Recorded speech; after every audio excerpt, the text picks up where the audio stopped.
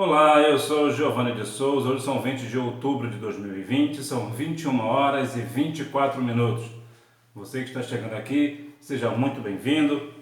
Hoje é a lição número 8 da classe de juvenis, o derramamento do Espírito Santo. Você pode ficar aqui à vontade, independente da sua visão, você pode deixar os seus comentários aqui embaixo, se caso você discordar de algo que eu venha falar aqui. Porque a promessa vos diz respeito a vós, aos vossos filhos e a todos os que estão longe, a tantos quanto Deus, nosso Senhor, chamar. Atos capítulo 2, versículo 39. Talvez esse seja o principal ponto, porque a promessa do derramamento do Espírito Santo é para todo aquele que crê em Cristo Jesus. Nós veremos um pouco mais à frente.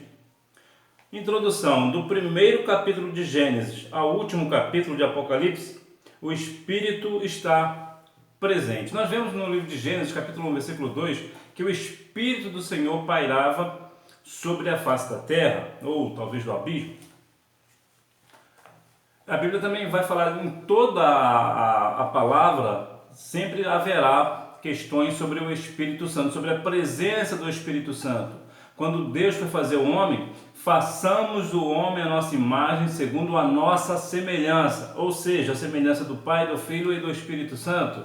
Então vemos em toda a criação, em toda a palavra, a presença do Espírito do Senhor, o Espírito de Deus.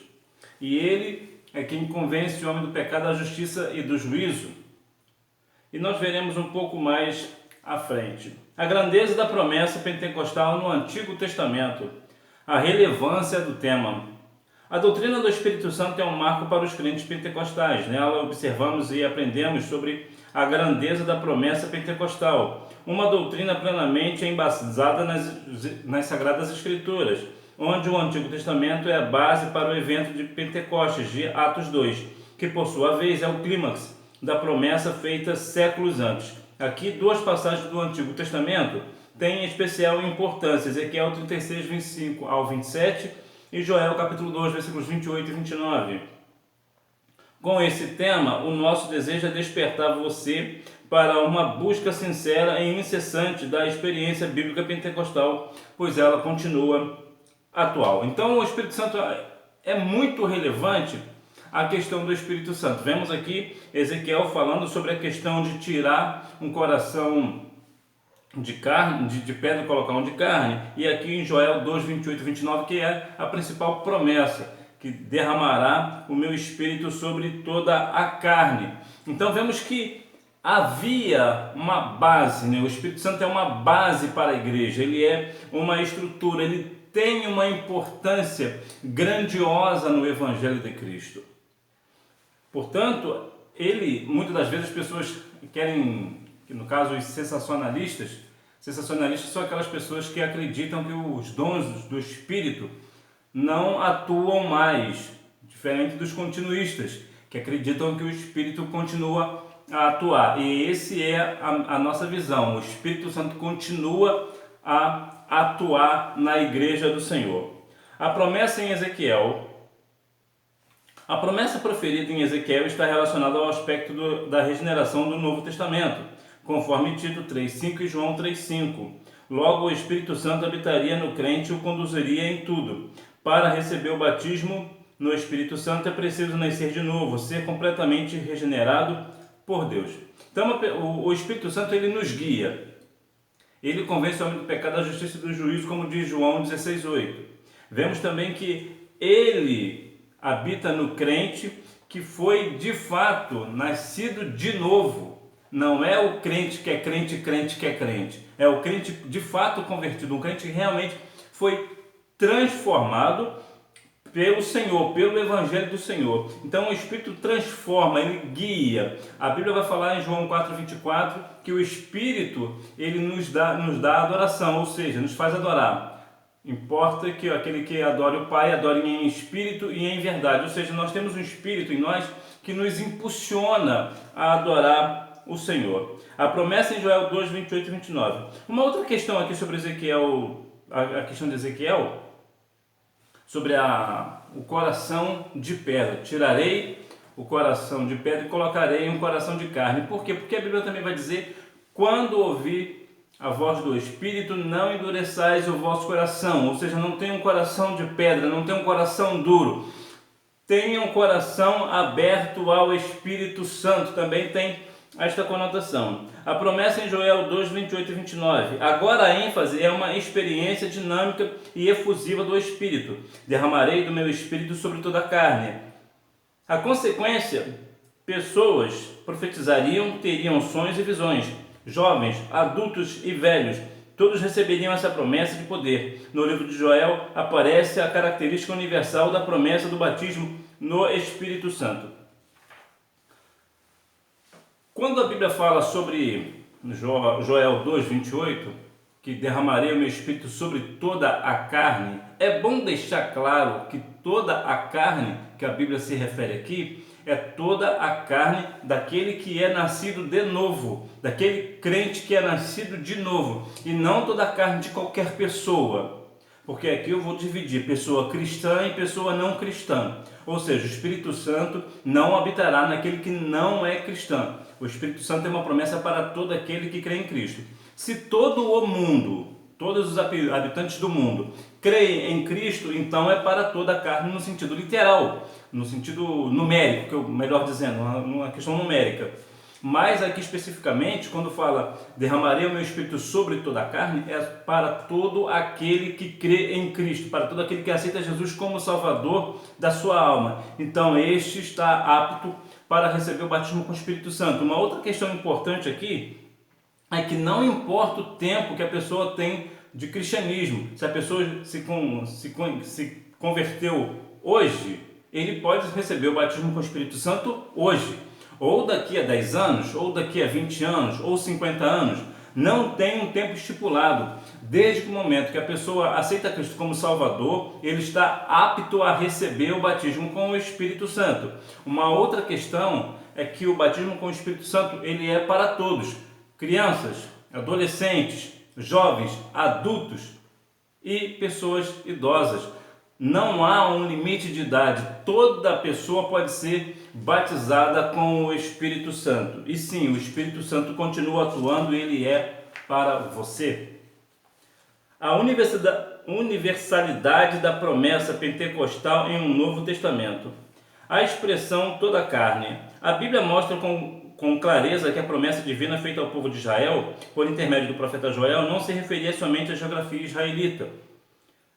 A promessa tinha um caráter universal e antemporal, pois o Espírito Santo seria derramado sobre toda a carne, e em qualquer época, embora inicialmente dirigida ao povo judeu. A promessa pentecostal alcançaria todos os que reconhecem Jesus como Senhor e Rei de todos os lugares e épocas.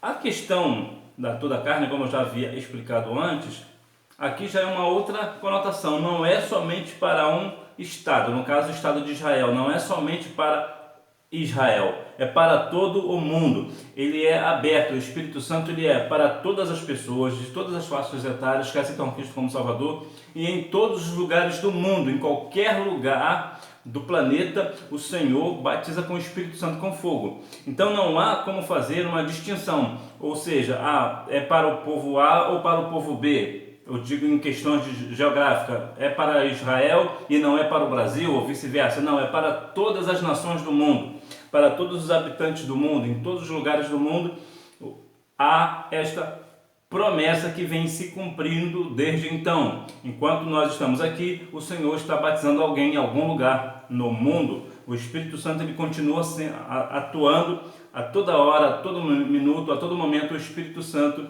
ele é atual, ele sempre está atuando. O dia de Pentecoste, o cumprimento universal da promessa. Num dia da liturgia judaica, numa festa onde os judeus da diáspora retornavam a Jerusalém para celebrar o dia de Pentecoste, a festa das semanas, o Espírito Santo foi derramado sobre os discípulos que estavam reunidos em Jerusalém. A partir desse maravilhoso cumprimento da promessa, o apóstolo Pedro ratificou o caráter universal dela, porque a promessa vos diz respeito a vós, a vossos filhos e a todos os que estão longe, a tantos quanto Deus, nosso Senhor, chamar. Mais tarde, tanto judeus quanto gentios viveram o cumprimento dessa bendita promessa que chegaria aos nossos dias. A diáspora, que é a dispersão, né, geralmente aqui no caso, é do povo judeu, devido à perseguição religiosa, eles ficaram dispersos. O dia de Pentecostes, por isso a expressão pentecostal. Quando alguém fala que eu sou pentecostal, quer dizer na verdade que ele acredita no batismo com o Espírito Santo e com fogo, e que ele é do manto, que ele gosta do movimento do Espírito Santo, o movimento do fogo.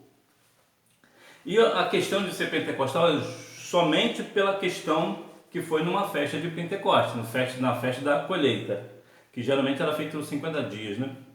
Então vemos que a promessa, ela acabou se cumprindo em Atos. E nota que estavam todos, isso aqui é um ponto interessante, que estavam todos reunidos no mesmo lugar, tinham o mesmo propósito. Muitas das vezes as pessoas estão na casa do Senhor, mas não estão no mesmo propósito, não estão na mesma ligação. E por isso o Espírito Santo não atua. Por quê? Porque o Espírito de Deus não atua, o Espírito Santo não atua onde o povo está dividido. O Senhor, o Espírito só atua quando o povo está num único propósito, numa única intenção, que é adorar e louvar e bendizer o nome santo do nosso Senhor e Salvador, Jesus Cristo. E vemos que essa promessa chegou até nós. Uma promessa para hoje, o relato do pioneiro. Em janeiro de 1919, o pastor Gunnar Wingre, pioneiro das Assembleias de Deus no Brasil, escreveu: Ora, se os apóstolos viveram nos últimos dias, quanto mais nós que aparecemos 20 séculos, não são 20 anos, mais tarde do que eles, e eles há 20 séculos receberam o Espírito Santo, estou certo que não puderam receber por nós e toda a posteridade, pois que se faz necessário que cada um por si mesmo o receba. Trata-se de um comentário sobre a atualidade da promessa registrada em Atos 2. Vemos que eles receberam o batismo com o Espírito Santo no dia de Pentecostes. E nós também receberemos, ou recebemos. Por quê? Porque o Espírito ele continua sendo atual, mesmo séculos e séculos depois. Ele continua atual, ele continua vivo. O Espírito Santo não morre, o Espírito Santo só será tirado da terra quando Jesus vier buscar a sua igreja. Quando Jesus vier buscar a sua igreja e a igreja, a noiva de Cristo, a noiva do Cordeiro, for encontrar com eles nos ares, aí sim o Espírito Santo será retirado da terra. Mas enquanto isso não acontece, enquanto Cristo não volta, o Espírito Santo continua atuando na nossa vida. Daqui a alguns anos vai continuar atuando na vida de pessoas, pessoas sendo batizadas com o Espírito Santo. A questão do cessacionista, são pessoas que acreditam que o Espírito Santo, os dons do Espírito não atuam mais, precisa compreender que em 1 Coríntios capítulo 12, a Bíblia vai falar que sim, eles continuam atuando e continuam atuando até hoje. Essa promessa é para você. Quando nos deparamos com essa doutrina maravilhosa das Sagradas Escrituras, nosso coração deseja mais do Senhor, como o cervo brama pelas correntes das águas. Que a sua alma suspire por Deus, a presença do Altíssimo. Creia na atualidade da promessa do batismo no Espírito Santo. É uma promessa atualíssima para todo aquele que crê. É provável que por alguma razão você está numa idade, eu digo, não uma idade ruim, mas essa faixa etária de juvenis, geralmente eles são muito afoitos. E talvez por essa razão, algumas pessoas, pastores, de repente os seus líderes também, vêm dizer que você não é apto para receber o batismo com o Espírito Santo. Bom, o Espírito Santo não existe uma regra para ser batizado com o Espírito Santo, não é você fazendo isso ou fazendo aquilo, não existe uma fórmula, não existe uma receita para ser batizado com o Espírito Santo. Se assim fosse, todo crente seria batizado com o Espírito Santo, era só fazer como está a receita. É como fazer um bolo, né? O bolo, você tendo a receita do bolo, você faz como está escrito na receita, qualquer pessoa consegue fazer, porque é só seguir a receita. O Espírito Santo não é assim, ele é espontâneo. Há relatos de pessoas que foram batizadas com o Espírito Santo de formas completamente diferentes e nós não conseguimos explicar, porque isso é um milagre, é uma promessa do milagre, ou o milagre da promessa. Então vemos que por essa razão, às vezes por você se descuidar no seu caminhar cristão, na igreja, ou até mesmo na sua sociedade, alguém fale que você não está apto ainda, você ainda é muito imaturo para receber o batismo com o Espírito Santo. Isso não é verdade. Como eu acabei de dizer, o Espírito Santo não tem uma receita. Ele apenas é para pessoas que creem em Cristo. Então, se você aceitou Jesus como Salvador da sua alma, da sua vida, então sim, você está apto a receber o batismo com o Espírito Santo. Até porque ele é um revestimento de poder, ele é uma promessa, é o Espírito Santo que nos guia, é pelo Espírito que fazemos, que tomamos decisões, quando nós estamos ligados no mesmo Espírito com o Senhor nos revela. Então tudo é pelo Espírito. Então o Espírito sim, ele te guia. E há também uma outra questão sobre ser cheio do Espírito Santo e ser batizado com o Espírito Santo. A pessoa que é cheia do Espírito Santo e não é batizada. A pessoa que é cheia do Espírito Santo e é batizada. A pessoa que é batizada com o Espírito Santo, mas não é cheia do Espírito Santo. Então há situações adversas. Te dar um exemplo bem simples para você compreender melhor. Ser batizado com o Espírito Santo, o falar em línguas, é uma evidência do batismo. Pois bem, há pessoas que falam em línguas, mas não seguram a língua. Ou seja, no sentido de fazer fofoca. Aquele que faz fofoca, ainda que seja batizado com o Espírito Santo, ele não está cheio, porque aquele que está cheio não faz fofoca, independente se ele é batizado ou não. Então existe uma diferença entre ser cheio do Espírito Santo e ser batizado com o Espírito Santo. Há pessoas que são batizadas com o Espírito Santo e não são cheias do Espírito Santo. Então às vezes você pode não ser batizado com o Espírito Santo ainda, mas você é cheio do Espírito Santo. Por quê? Porque você vigia no seu falar, no seu proceder. Isso é ser cheio do Espírito Santo. Quando você é obediente aos seus pais, obediente aos seus líderes, você presta respeito ao seu dirigente, ao seu pastor. E isso é por que você faz isso? Porque você é cheio do Espírito Santo, ainda que você não seja batizado com o Espírito Santo. Para concluir, a partir das Escrituras Sagradas passamos a conhecer sobre a maravilhosa promessa do derramamento do Espírito Santo. Uma promessa bíblica, atual e poderosa, disponível para todas as pessoas, crianças, adolescentes, jovens, adultos e idosos. Assim, a pergunta do apóstolo Paulo ainda continua a ressoar. Recebeste vós já o Espírito Santo quando crestes? Também repetida no hino 85 da nossa harpa cristã. Que sois o templo, sim, templo de Deus. Já recebestes depois que crestes, ó dom glorioso descido do céu? O Espírito Santo é para todos nós. Ele é uma promessa bíblica. Então, como a Bíblia é a nossa regra, nossa única regra de fé e prática, e nós temos que seguir o que a Bíblia diz, e a Bíblia diz que ficar em Jerusalém até que do alto seja revestido de poder e ser minhas testemunhas. Então aqui, claro, no contexto ali é para o povo de Israel, mas é uma promessa estendida a todos nós, como vimos aqui na leitura principal. Então vemos que sim, o Espírito Santo é para todos aqueles que Deus chamar em qualquer lugar do mundo e em qualquer época. Então é uma promessa bíblica. O Espírito Santo continua atuando, ele continua atuando e atual, né? E sim, ele é para todos nós, crianças, adolescentes, juvenis, idosos, todos nós precisamos ser cada dia mais cheios do Espírito Santo e batizados com o Espírito Santo, porque isto é uma promessa bíblica. Que Deus em Cristo continue abençoando a sua vida, que você tenha uma boa aula, não deixe de ir à Escola Bíblica Dominical, até porque quem faz a escola é o aluno, e sempre seja cheio do Espírito Santo e receba o batismo com o Espírito Santo com fogo em nome de Jesus. Tchau!